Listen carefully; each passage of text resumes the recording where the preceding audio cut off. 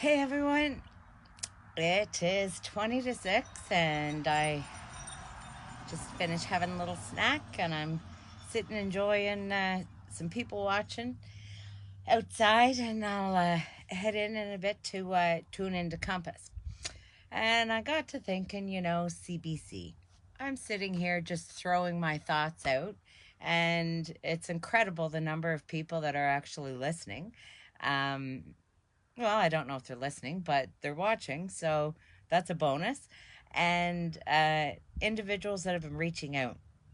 And I had one comment on a video today, and it made me so excited because I know so many people watch it, and I know it's what do you say, right? Like, is she actually crazy, or is this actually possible? Well, yeah, it is. But, anyways, what she resonated with was that despite all of this, I'm still positive. And that's exciting because that's kind of the point of why I'm even doing this, because that's what I want to do with Reason to Ride is help people help themselves, because it's taken me a long time to figure out that it really has to start with me, and if I don't think that I matter, then it's kind of waste. So anyways, so getting back to CBC and Compass.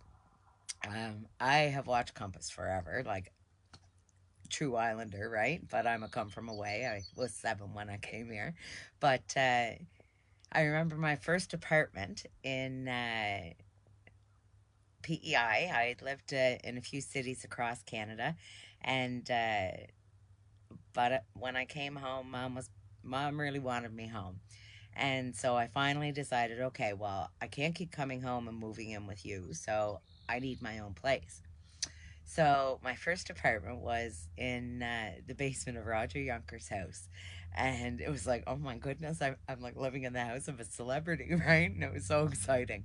And, but he was one of my customers whenever I ran the garden center, Skiermans and Bagnalls and stuff. So he was, I'm not sure if he's still doing his gardens, but he was an incredible, incredible gardener. And I got to enjoy the fruits of his labor and kind of picked up some tips from him that I've been kind of doing myself. So one day I was sitting out back and I was cursed with gray hairs from a very young age, and I used to be brunette, and now I just don't dye it, and this is kind of bleached, and it is what it is. But anyhow, I think I was probably like maybe 22, maybe when I had to start dyeing my hair, so really young, and I had this horrid pink house coat that I used to put on when I would dye my hair, and wasn't allowed to smoke in the house, so and I still like smoking outside. And so I had to smoke right by his rose garden. And him and Teresa were gone away for the week, and Craig was already gone to work, and so I was sitting out on the back deck, well, on the little porch landing and in the rose garden, and had my hair dye in my hair and this horrible pink velour house coat and smoking my cigarettes and just enjoying the day. And all of a sudden, and the weather today, a boomer comes cruising around the freaking backyard with all the camera crew. Roger had forgotten to tell me that they were filming the weather in the backyard that week. So that was quite a chuckle, and kind of cemented a really good, cool friendship with Boomer, and so that was fun.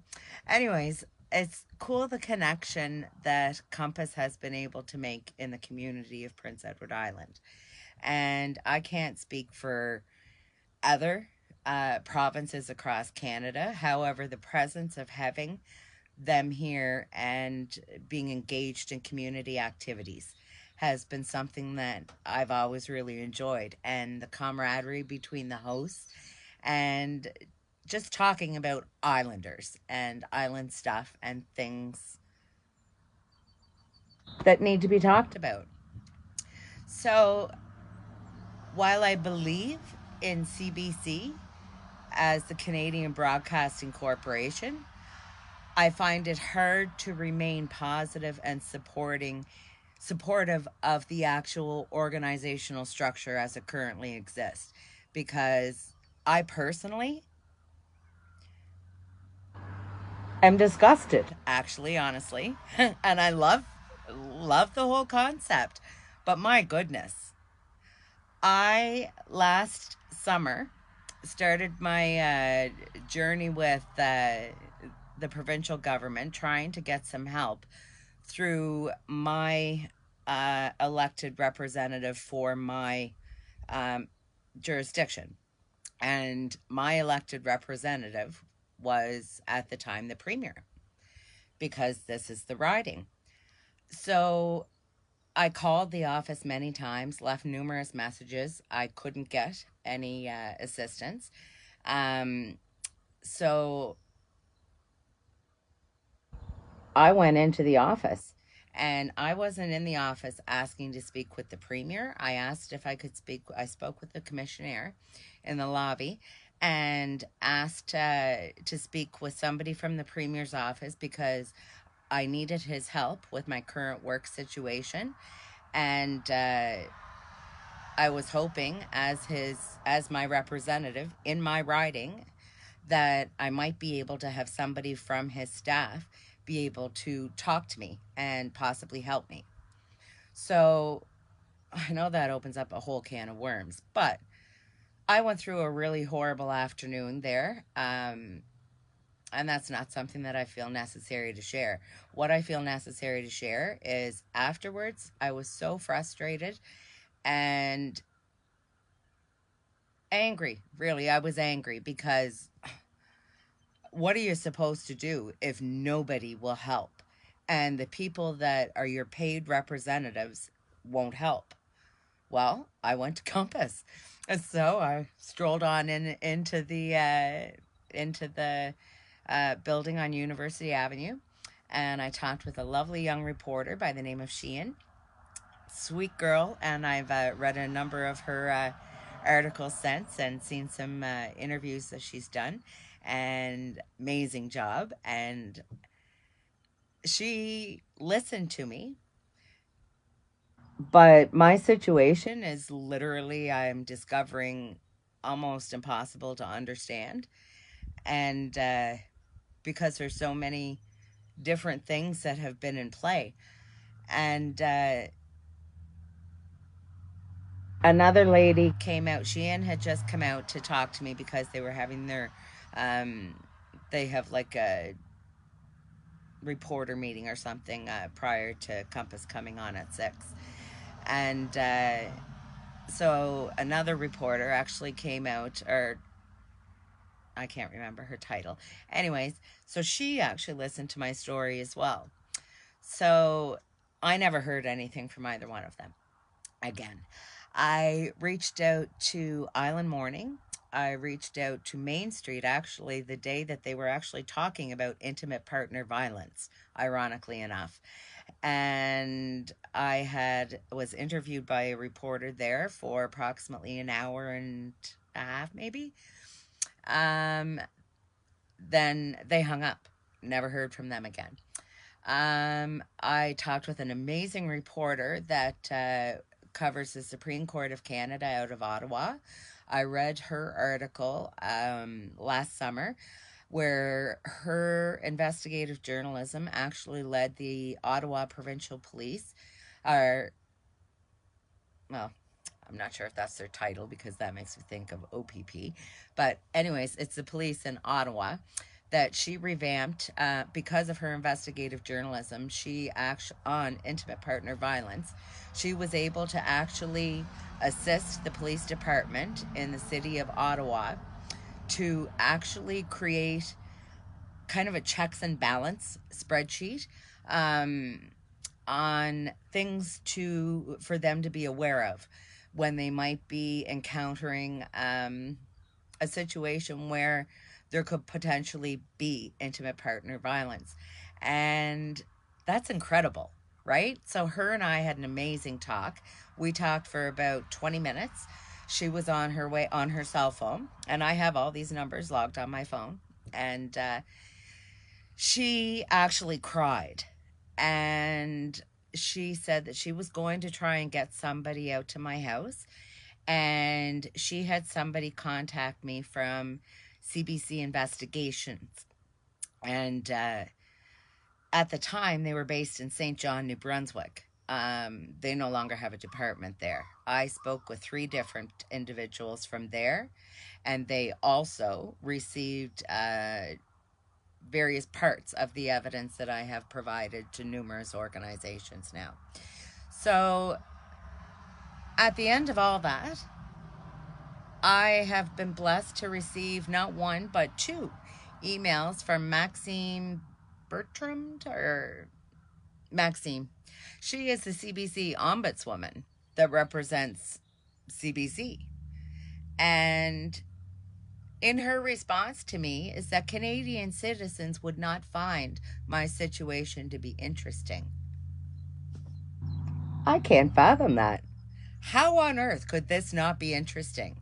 That there is a woman that has literally swallowed her ego to the point that she's putting herself out there and just spewing out what's happening in her life to whoever. And what is happening in her life is absolutely horrific, because it's a broken system that is abusing an innocent human being. I have all of a sudden discovered that I have a voice that might just in fact resonate with a number of individuals that might feel too intimidated, too scared, not know who they should talk to, not know what they should say. Well, I know exactly what to say because it's happening to me. So while I can't wait to watch Compass, the organization that actually runs it, I'm not really happy with at the current time. I believe that journalists, if they don't take an oath, they should. Because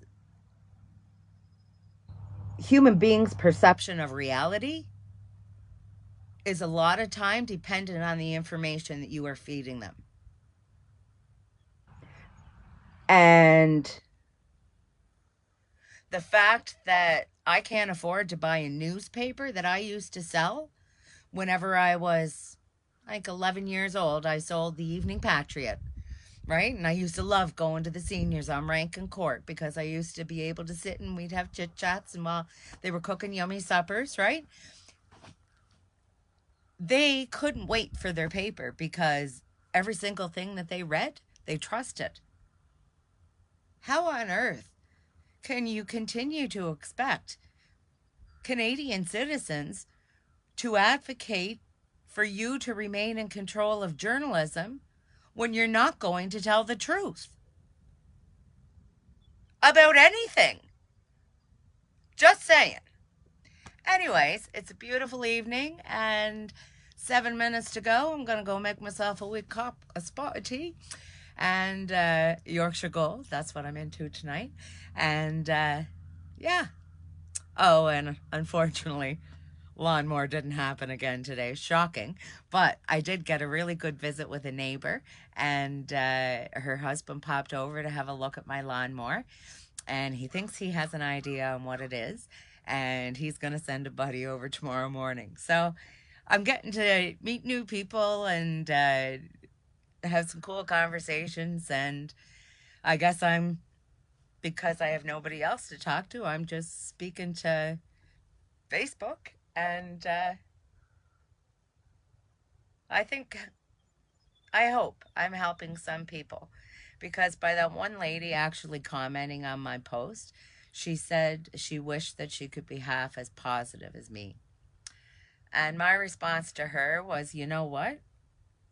By you actually making a positive comment and supporting me, I think your wish has been granted, because she's a complete stranger.